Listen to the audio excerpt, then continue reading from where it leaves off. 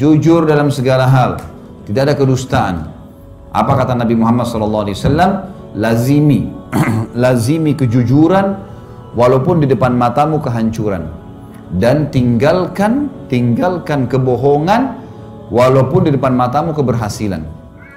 Dalam hadis yang lain dikatakan, selalulah jujur, karena jujur akan menghasilkan kebaikan, dan kebaikan akan membawa ke surga. Seseorang terus saja jujur sampai Allah catat dia menjadi siddiq. Siddiq itu orang yang bersama dengan nabi-nabi di surga tertinggi.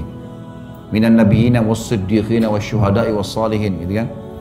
Kemudian jauhi dusta, karena dusta akan bawa kepada perbuatan buruk, pelanggaran, dan perbuatan buruk akan bawa ke dalam api neraka. Seseorang terus saja dusta sampai dia dicatat di sisi Allah sebagai pendusta. Jujur teman-teman sekalian, jujur.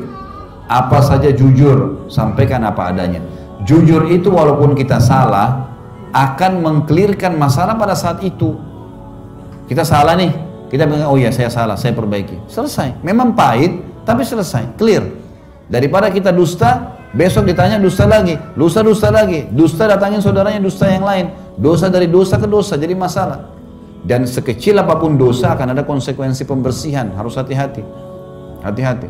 Jangan pernah menghayal teman-teman buat dosa lalu tidak dihukum sama Allah, nggak bisa. Ada kucing lewat, kita tendang kucing itu. Kita anggap kucing itu tidak akan melawan, nggak bisa. Satu waktu ingat Tuhan kita dan Tuhan kucing itu sama.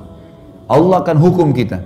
Tiba-tiba kita jalan, sepatunya baru, jalannya rata, keseleo, kelipat kakinya keseleo, tidak ada sebab. 2 minggu sakit akibat menendang kucing yang 1 menit tadi. Bahaya sekali. Orang berzina 1 jam di hotel, dia pikir tidak ada masalah. Teman-teman sekalian, 1 jam itu demi Allah akan dibalas oleh Allah nanti. Dibalas oleh Allah. Bisa kena penyakit setahun, 2 tahun, gara-gara berzina tadi 1 jam.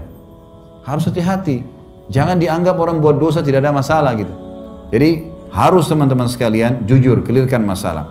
Dan ada satu hal saya mau berbagi di sini, kiat teman-teman. Kalau seandainya kita melakukan satu perbuatan baik, kalau ditanya, jawab.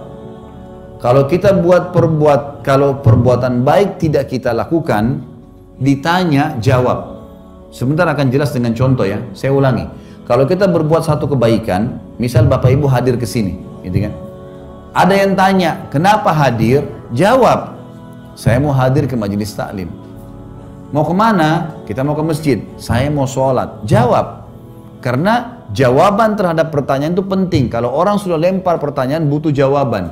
Perbuatan baik kita kerjakan, ditanya, jawab kenapa.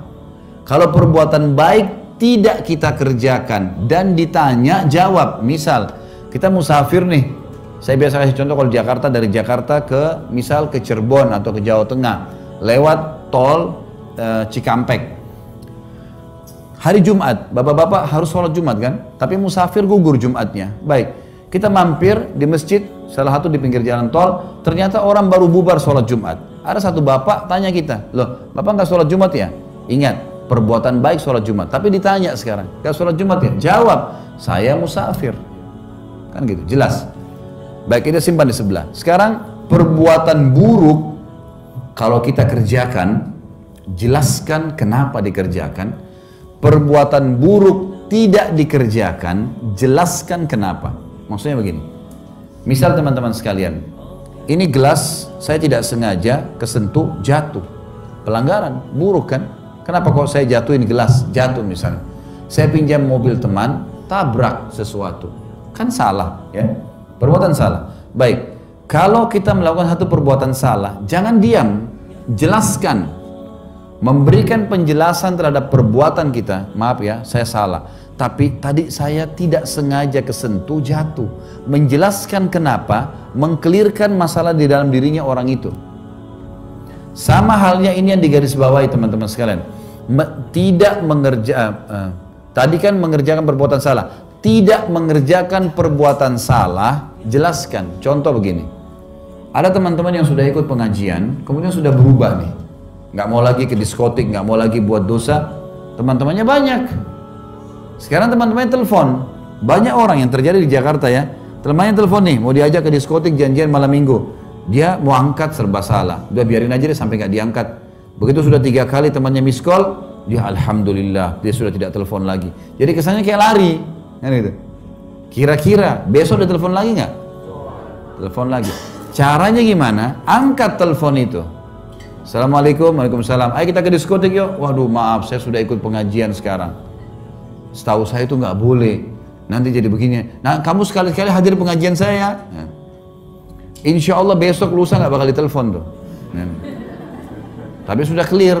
Banyak orang enggak kan? Dia sembunyi dari kenyataan itu. Maka harus hati-hati teman-teman sekalian. Jadi difahami poin seperti itu.